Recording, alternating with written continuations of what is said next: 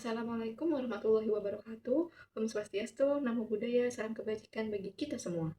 Halo semuanya, perkenalkan nama aku Yasmin Alia Safira dari Prodi Perencanaan Wilayah dan Kota Universitas Diponegoro, kelas D dengan NIM 21040 125 140 155. Oke, mungkin di kesempatan kali ini, di video ini aku akan membahas sebuah ulasan atau pidato yang membahas tentang permasalahan berbahasa Indonesia dalam kehidupan sehari-hari. Ulasan yang saya akan bawakan ini kita ngobrol secara santai saja namun tetap bermakna tentang sesuatu keseharian kita yang mungkin kita tidak bahas secara mendalam. Ulasan atau pidato yang akan saya sampaikan ini berjudul Gaya Diskusi yang Mengundang Rasa Ingin Tahu. Logat daerah di ruang lingkup akademik kampus itu sebagai identitas budaya atau hambatan komunikasi sih? Nah, alasan saya memilih topik ini itu diangkat dari kenyataan bahwa kampus ini adalah titik temu berbagai identitas kedaerahan di Indonesia. Itu nyatanya betul, karena sebagian besar mahasiswa itu di kampus berasal dari daerah yang berbeda-beda, yang berada di seluruh Indonesia.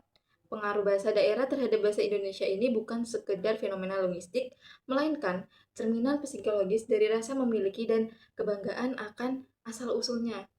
Nah, pentingnya adalah membimbing mahasiswa ini agar memiliki kemampuan bahasa yang strategis, yaitu kemampuan untuk tetap menjaga kekayaan dialek lokalnya sebagai identitas personalnya itu, namun mampu menggunakan bahasa Indonesia yang baku sebagai standar berbahasa sesuai kaidah bahasa Indonesia atau standar profesionalnya. Dan bahasa Indonesia ini juga pemersatu nasional kan.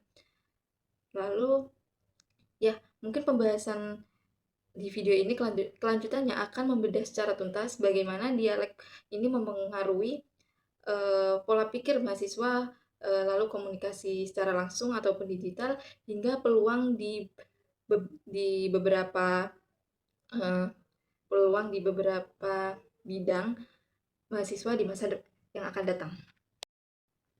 Coba kalian bayangkan, kalian lagi jalan di kantin kampus atau pokoknya di lingkup kampus. Di sebelah kiri ada sekelompok mahasiswa yang ngobrol pakai logat Jawa yang kental dengan imbuhan loh, kok, toh, atau sebagainya yang emang khasnya tuh medok. Lalu di sebelah kanan ada teman-teman yang dari Medan yang bicaranya tegas dan lugas. Lalu di depan mata kalian ada teman-teman dari timur dengan intonasi yang unik. Rasanya tuh ramai ya.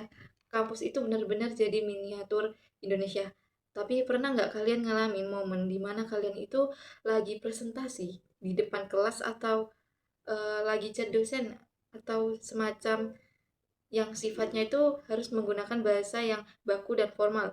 Tiba-tiba logat atau kata-kata daerah kalian itu nyelip keluar secara tidak sengaja ya. Atau mungkin kalian pernah salah paham sama teman beda suku cuma karena gara-gara satu kata yang artinya itu berbeda di daerah masing-masing dari kalian. Nah, dari hal-hal tersebut pastinya tuh kita bertanya-tanya nih, kenapa kita itu begitu sulit lepas dari dialek daerah kita?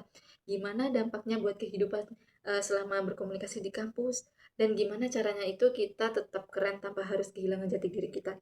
Nah, saya contohkan itu dari mungkin ada seseorang yang sudah tinggal di Jakarta selama 3 tahun atau lebih, tapi kenapa logatnya itu masih medok atau masih sering keceplosan juga nih kata-kata imbuhan dari daerah asalnya seperti ji atau tah pas lagi diskusi.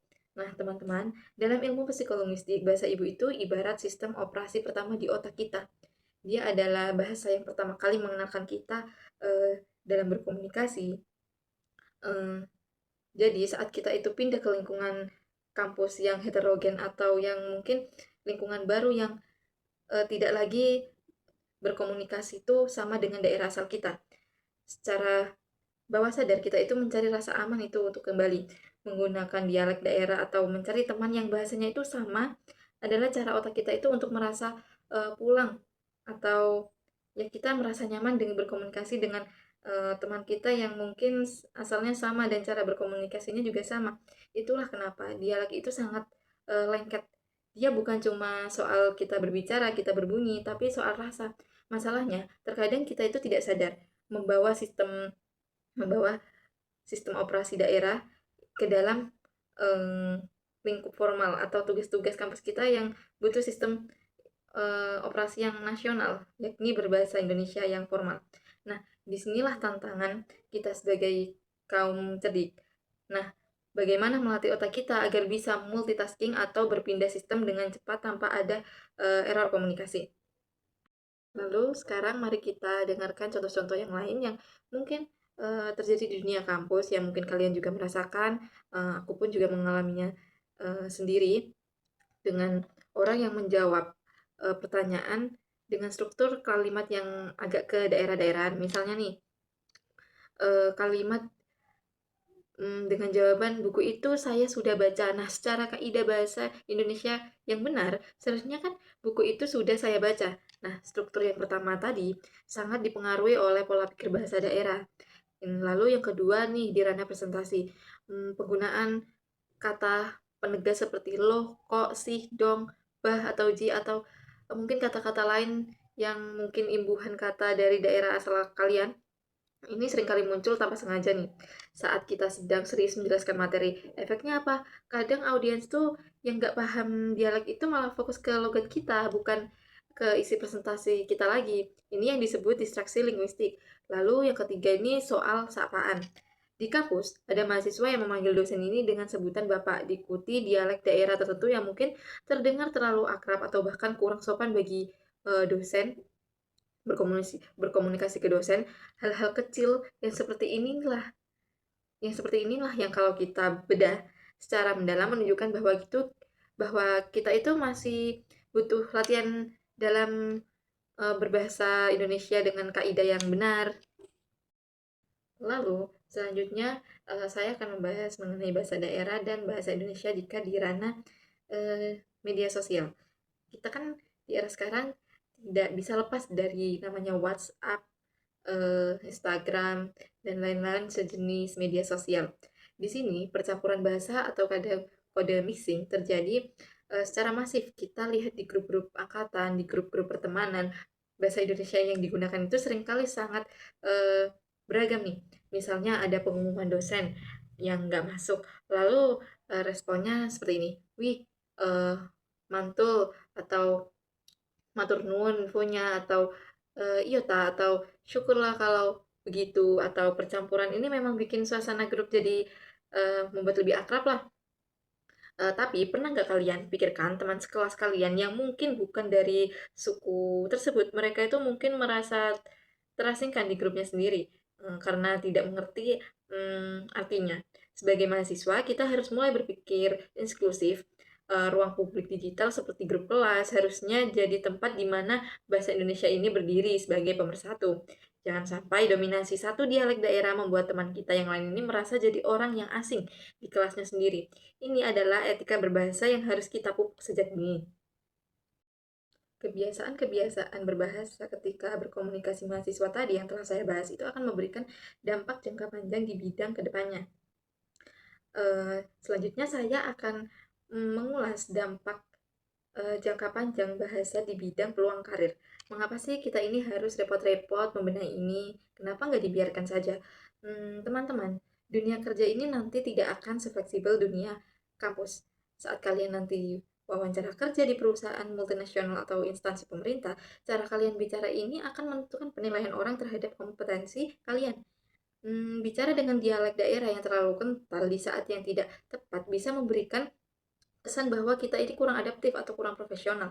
Bukan berarti dialek itu buruk ya, sekali lagi, bukan itu poinnya. Poinnya adalah ketepatan. Cendekiawan yang hebat itu adalah mereka yang bisa bicara dengan bahasa rakyat, tapi bisa bicara dengan juga bahasa negara atau ketika saat di podium. Kemampuan berpindah kode ini atau skill ini itu sangat mahal, teman. Jika kita membiasakan di kampus, kita sedang mempersiapkan diri untuk menjadi pemimpin yang bisa diterima di mana saja oleh siapa saja. Nah, lalu apa sih yang bisa kita lakukan untuk mulai berbahasa dengan baik dan benar? Nah, aku punya tips atau solusi nih. Mungkin kita mulai dari kebiasaan diri kita nih. Kita bisa rekam, kita bisa latih kita ketika ketika berbicara kita harus sering-sering berpresentasi, lalu mendengarkan kembali kata-kata daerah yang tidak perlu yang sering muncul ini adalah langkah awal kesadaran kita untuk memperbaiki kita dalam berbahasa. Lalu yang kedua nih, perbanyak literasi. Baca buku-buku nonfiksi yang bahasanya itu baku tapi enak dibaca. Ini akan memperkaya kosakata kita agar tidak terus-menerus eh, terselip bahasa-bahasa daerah. Lalu yang ketiga nih, meminta umpan balik.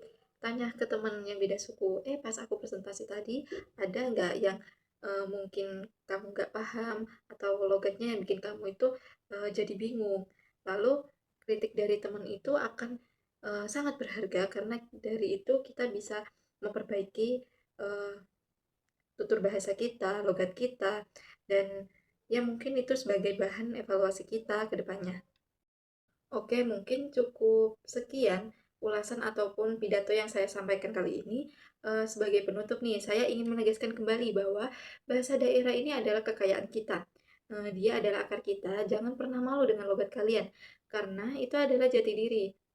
Tapi jangan pula biarkan logat itu menjadi penghambat bagi kalian untuk bersatu dengan sesama anak bangsa. Begitupun bahasa Indonesia. Bahasa Indonesia itu adalah jembatan yang menghubungkan ribuan pulau dan tugas kita itu sebagai mahasiswa itu adalah memastikan jembatan itu tetap kokoh dan pastinya harus menghindari kesalahpahaman.